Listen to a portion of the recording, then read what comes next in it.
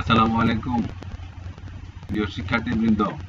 HSC 2020-এর শহীদ রবিউদ্দিন cantonment কলেজের সকল ছাত্রছাত্রী, শহীদ রবিউদ্দিন ক্যান্টনমেন্ট কলেজ কর্তৃক আয়োজিত অনলাইন ক্লাসে দ্বিতীয় বর্ষ যারা পরীক্ষার্থী তাদেরকে স্বাগত জানাচ্ছি।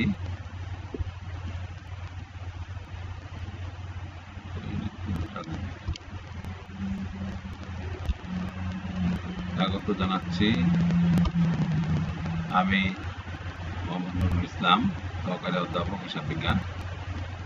আমরা দ্বিতীয় বর্ষের জন্য পরীক্ষার্থীদের, যদিও তাদের নিয়মিত ক্লাস শেষ, তথাপি তাদের এই দীর্ঘ বিরতি, অনাকাঙ্ক্ষিত বিরতির মধ্যে যাতে তারা তাদের আগের পঠিত বিষয়গুলো তারা আবারও তাদের স্মৃতিপটে বা মেমোরিতে একটু পরিশুদ্ধ করে নেয়, তার জন্য আমরা কিছু কিছু ক্লাসের ব্যবস্থা করেছি। তার প্রেক্ষাপটে আমরা আজকে হিসাব বিজ্ঞান প্রথম পত্রের তৃতীয় অধ্যায় অর্থাৎ ব্যাংক সমন্বয় বিবরণী নিয়ে একটু সহজভাবে আলোচনা করতে চাই। তোমরা সবাই প্রস্তুতি নিয়ে ব্যাংক সমন্বয় বিবরণী সম্পর্কে আমরা একটি ছোট্ট উদাহরণের মাধ্যমে আমরা এই বিষয়টি তুলে ধরতে চাই, যাতে করে তোমাদের সুবিধা হয়।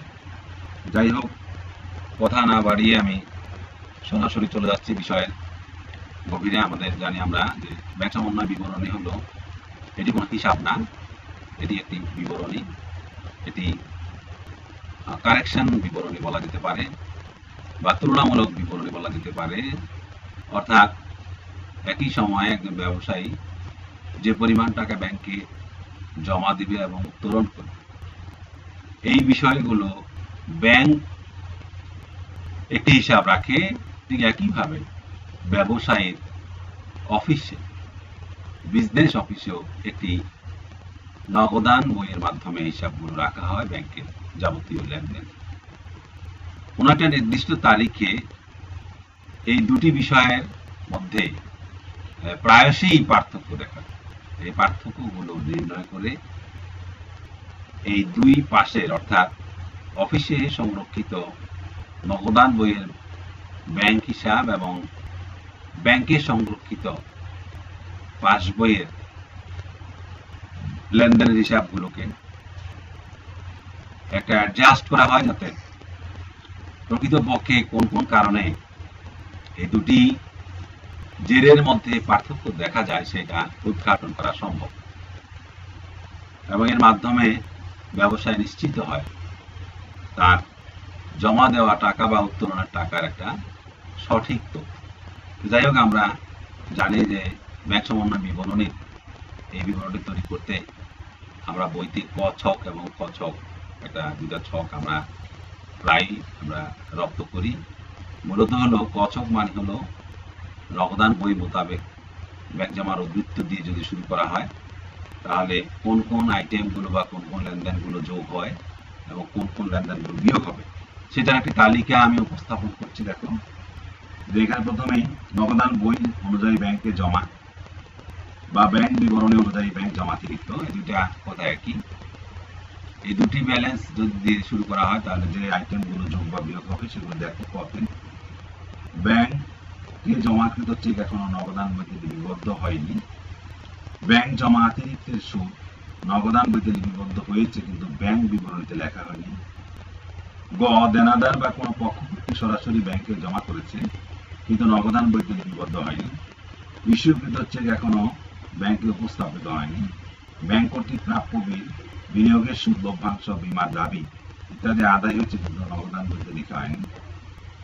ব্যাংক জমাকৃত টাকার উপর সুদ মঞ্জুর করেছে কিন্তু নগদান বইতে হিসাবভুক্ত হয়নি। ছ, ব্যাংক ভুলবশত অর্থ হিসাবের ব্যাংক বিবরণের পরিবর্তে অন্য হিসাবে ডেবিট করা হয়েছে, এমন লেনদেন। বর্গীয় জ, নগদান বইতে বেশি খরচ ক্রেডিট করা হয়েছে। ঝ, নগদান বইতে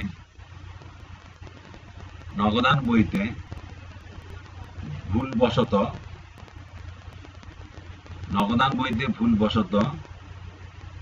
কোন দফা দুইবার ক্রেডিট করা হয়েছে। কোন দাখিলা ভুলবশত ব্যাংক বিবরণীতে জমা বা ক্রেডিট করা হয়েছে। এই আইটেমগুলো যোগ হবে, যোগ করে আমরা যোগফল আমরা আমাদের পূর্ববর্তী জেলের সাথে যোগ করবো এবং এখান থেকে এবার কোন কোন আইটেমগুলো বিয়োগ হয় দেখো, যেগুলো আছে দেখো। ইস্যুকৃত চেক নগদান বইতে লিপিবদ্ধ হয়নি। খতে চেক আদায়ের জন্য ব্যাংকে জমা দেওয়া হয়েছে কিন্তু এখনো উক্ত চেক আদায় হয়নি।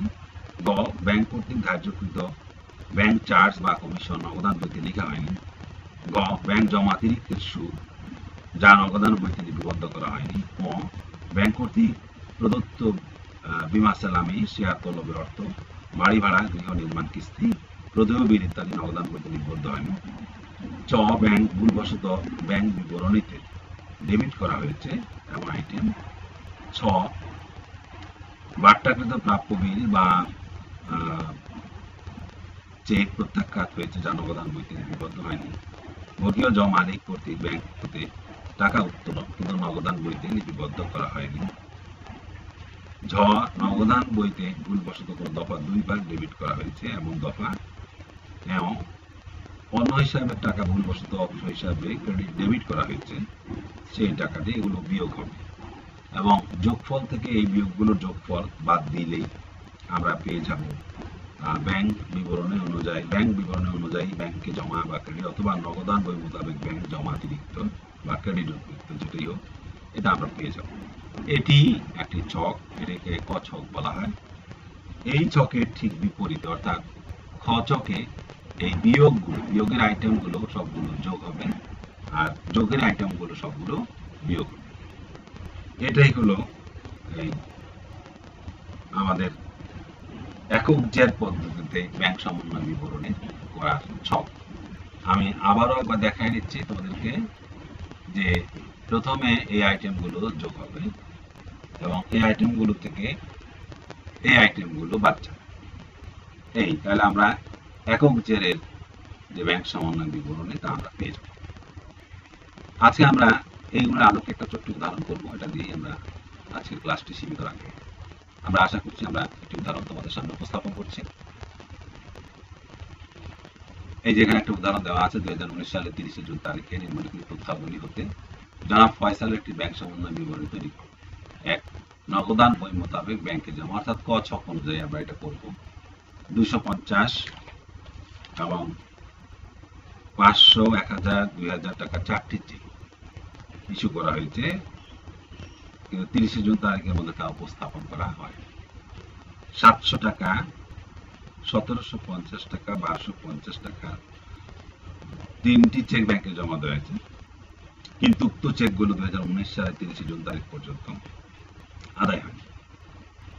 4 ব্যাংক কর্তৃক 2500 টাকা বিনিয়োগের সুদ আদায় হয়েছিল কিন্তু তা 2019 সালের 30 জুন তারিখের মধ্যে নগদান বইতে লেখা হয়। 5 গৃহ নির্মাণ কিস্তি বাবদ 1500 টাকা ব্যাংক কর্তৃক প্রদত্ত হল কিন্তু নগদান বইতে লিপিবদ্ধ করা হয়। 6 দেনাদার কর্তৃক সরাসরি ব্যাংক হিসাবে জমাকৃত 2000 টাকা নগদান বইতে লিপিবদ্ধ হয়। 7 ব্যাংক 450 টাকা সুদ মঞ্জুর করে এবং 350 টাকা কমিশন ধার্য করে যা নগদান বইতে লেখা হয়। 8 অপর কোন হিসাব সম্পর্কিত 500 টাকা পাস বইতে ক্রেডিট করা হয়েছে মানে জমা করা হয়েছে। এই মোটামুটি একটি তথ্যবহুল বা বেশ কয়েকটি ঘটনা দিয়ে এই উদাহরণটি করা হয়েছে এবং এর আলোকে বলা হয়েছে যে একটি ব্যাংক সমন্বয় বিবরণী প্রস্তুত করতে হবে। আমরা আমাদের এই ক ছক অনুযায়ী এই আইটেমগুলো, এখানে 8টা আইটেম আছে, 8টা আইটেম, এই 8টা আইটেমের মধ্যে এগুলো আমরা কোন আইটেম যোগ হবে, কোন আইটেম বিয়োগ হবে, আমরা ওই ক ছকের যে তালিকা সেই তালিকার মধ্যে এটা বসাবো, আর কিছু না। তাহলে আমরা চলে যাই সমাধানে। আমরা দেখতে পাচ্ছি যে এই যে এখানে জনাব ফয়সালের একটি ব্যাংক সমন্বয় বিবরণী 30 জুন তারিখ কিভাবে দেওয়া হবে এবং এখানে দেখো এখানে যোগের আইটেম 5টি আছে এবং বিয়োগের আইটেম 3টি আছে, মোট 8টি আইটেম। তাহলে আমরা প্রথমেই নগদান বই মোতাবেক ব্যাংকে জমা 21500 টাকা আমরা আউটার কলামে দেখাবো। এরপরে যোগের আইটেমগুলো আমরা ইনার কলামে করব, বিয়োগের আইটেমগুলো ইনার কলামে করব। যোগের আইটেমগুলো যোগ করে আবার আউটার কলামে নিয়ে যাব এবং বিয়োগের আইটেমগুলো যোগ করে আউটার কলামে নিয়ে বাদ দিয়ে দেবো। তবে আমরা পেয়ে যাব আমাদের বিপরীতে যে থাকে ব্যাংক বিবরণী অনুযায়ী ব্যাংকে জমা, সেটা আমরা পেয়ে যাব। যদি সবগুলো পজিটিভ থাকে তাহলে আমরা নগদান বই দিয়ে শুরু করলে আমরা ব্যাংক বিবরণী অনুযায়ী ব্যাংকে জমা পেয়ে পাবো। আর যদি পাস বই দিয়ে শুরু করি তাহলে আমরা পাস বইয়ের ইয়েটা আবার নগদান বই পাবো। তাহলে আমরা শুরু করি। আমরা এবার যোগের আইটেমগুলো দেখো, যে এখানে ইস্যুকৃত চেক, প্রথমে ইস্যুকৃত চেক যা নগদান বই কর্তৃক যা ব্যাংক কর্তৃক পরিচালিত হয়নি, এখানে যে 4টি চেকের কথা বলা আছে তা যোগ করে দেখানো আছে। ব্যাংক কর্তৃক বিনিয়োগের সুদ আদায়, এটি ব্যাংকে যোগ করা আছে, তাই আমি নগদান বইতেও যোগ করব, সেটা দেওয়া আছে। আবার জানাদার সরাসরি ব্যাংকে জমা দিয়েছে, এটাও যেহেতু ব্যাংকে জমা দিয়েছে, ব্যাংকে এটা জমা হয়ে আছে, আমি নগদান বইতে ওটা জমা করবো, তাই যোগ হবে। ব্যাংক কর্তৃক মঞ্জুরিকৃত সুদ, ব্যাংক একটা নির্দিষ্ট সময় পর পর কিছু টাকা মুনাফা বা ইন্টারেস্ট হিসাবে আমাদের অ্যাকাউন্টে ক্রেডিট করে, আমরা এতে ব্যাংকে টাকার পরিমাণ বেড়ে যায়, আমরা নগদান বইতে এটা যোগ করে দেবো, যেটা এটা লেখা হয়নি। অপর কোনো হিসাব সম্পর্কিত টাকা পাস বইতে ক্রেডিট করা হয়েছে, কোনো একটা পারপাসের টাকা আমাদের ব্যাংকে জমা হয়ে গেছে, সেটি নগদান বইতে লেখা হয়নি, তাই আমি এখানে এটা লিখে করে 30,700 টাকা হবে। এখান থেকে আমরা এবার যে আইটেমগুলো বাদ যাবে সেগুলো আমরা দেখাবো। প্রথমেই ব্যাংকে আদায়ের জন্য জমাকৃত চেক, ব্যাংক কর্তৃক আদায় হয়নি, এটা আমরা দেখাচ্ছি যে এখানে 3টি চেক 700 এবং 1750 1250 টাকা 3টি চেক আমরা দেখাবো। আর 2 নম্বরে আমরা ব্যাংক কর্তৃক গৃহ নির্মাণ কিস্তি পরিশোধ, যেগুলো ব্যাংক পরিশোধ করছে অথচ নগদান বইতে পরিশোধ দেখানো হয় নাই, তাই আমরা এটা বাদ দিয়ে দেখাবো প্রকৃত অবস্থা তুলে ধরার জন্য। 3 নম্বর ব্যাংক কর্তৃক ধার্যকৃত কমিশন বা যেটা নগদান বইতে লেখা হয়নি, অর্থাৎ ব্যাংক এই ধার্যকৃত কমিশন পে করেছে বা ডেবিট করেছে, সেটা নগদান বইতে লেখা হয়নি, আমরা এখানে লিখবো, এটাও বাতিল করে দেবে। তাহলে আমরা এই আইটেম বাদ দিয়ে 3টি আইটেম যোগ করি 5,550 টাকা। তাহলে আমরা 30,700 টাকা থেকে 5,550 টাকা বাদ দিলে আমরা পেয়ে যাবো ব্যাংক বিবরণী মোতাবেক ব্যাংকে জমা, এই আমাদের ব্যাংক সম্বন্ধ বিবরণী হয়ে গেল। এটি খুব সহজ ভাবে এটি করা যাবে এভাবে। আমরা আশা করছি যে তোমরা ওই পথ জাস্ট হলো ওই ছকে মনে রাখার জন্য ছকটি মুখস্থ করলেই যথেষ্ট, ছক অনুযায়ী। অথবা যদি কনসেপ্ট আর ক্লিয়ার করতে চাও, তাহলে তোমাকে মাথায় রাখতে হবে যে যদি তুমি যেটা দিয়ে শুরু করো, যেমন আমরা নগদান বই দিয়ে শুরু করলাম, আমার মাথায় রাখতে হবে যে আমার বিপরীতে আছে ব্যাংক, যে সকল আইটেমগুলো ব্যাংকে যোগ করা থাকে সেগুলো আমরা এখানে যোগ করবো, যে সকল আইটেমগুলো ব্যাংক থেকে বাদ দেওয়া হয় অথচ নগদান বই থেকে বাদ দেওয়া হয়নি সেগুলো বাদ, এই কথা মনে। অর্থাৎ অথবা এভাবে চিন্তা করতে পারো যে যেটা দিয়ে শুরু করি আমার বিপরীতে যে থাকে, সে যদি বাড়ে আমিও বাড়বো, সে যদি কমে আমিও কম, এই কথা সবচেয়ে সহজে। সে যদি বাড়ে, কোনো লেনদেন দ্বারা যদি সে বৃদ্ধিপ্রাপ্ত হয় বা বেড়ে থাকে, তাহলে আমিও এখানে বাড়িয়ে দেবো। আর সে যদি ওই লেনদেন দ্বারা রিডিউস হয় বা হ্রাসপ্রাপ্ত হয়, আমিও, অর্থাৎ ও বাড়লে আমিও বাড়বো, ও কমলে আমিও, ওই কথাটি মনে রাখতে হবে। তাহলে সহজেই আমরা বুঝে যাবো যে কোনটি যোগ আর কোনটি বিয়োগ হবে। এইভাবে যোগের আইটেমগুলো যোগ করে আমরা মূল টাকার সাথে যোগ করে দেখাবো, বিয়োগের আইটেমগুলো আমরা বিয়োগ করে মূল টাকা থেকে বাদ দিয়ে দেখাবো। এভাবে আমরা পেয়ে যাবো ব্যাংক সমন্বয় বিবরণ। আশা করছি তোমরা এই বিষয়টি খুব সহজে, আমি আজকে আর বেশি আইটেম দিলাম না এবং বেশি উদাহরণ দিলাম না, এই ছোট্ট উদাহরণের মাধ্যমে তোমরা কনসেপ্টটা একটু খেয়াল করে নিবা, তাহলে আমরা এটা পেয়ে যাবো। আমরা দেখি, চেষ্টা করি যে পরবর্তীতে আর একটা ক্লাস সেটার উপরে নেওয়া যায় কিনা সংশোধনী আকারে। হ্যাঁ, তাহলে আমরা আশা করছি যে বুঝবো। তোমরা এই বিষয়গুলো নিয়ে তোমরা বইয়ের উদাহরণগুলো প্র্যাকটিস করো অথবা বোর্ডের অঙ্কগুলো প্র্যাকটিস করো। আমি এখানে সৃজনশীল, এটা সৃজনশীল করা হয়নি, এটা ট্রেডিশনালি মানে একটি পূর্ণাঙ্গ ব্যাংক সমন্বয় বিবরণী করে দেখানো হলো। এখান থেকে সৃজনশীল বিভিন্নভাবে তৈরি করা হবে, যে কত টাকা পরিশোধ করা হয়নি এটা হতে পারে ক, কোন কোন আইটেমগুলো যোগ হবে এটা হবে খ, কোন কোন আইটেমগুলো বিয়োগ হবে এটা হবে গ, এরকম ভাবে ভাগ করে নিতে পারে। আমরা পূর্ণাঙ্গভাবে বিষয়টি তুলে ধরলাম। আশা করছি তোমরা এই বিষয়টি খুব ভালো করে বুঝবে। যাই হোক, তোমাদের যদি এই বিষয়ে কোনো কিছু বক্তব্য থাকে, তোমরা যদি কোনো কিছু না বোঝার কোনো কিছু থাকে, তোমরা অবশ্যই আমাকে জানাবা। তোমরা সবাই ভালো থেকো এবং নিয়মিত চর্চা করো, যাতে করে তোমাদের বিষয়গুলো সবসময় মাথায় থাকে।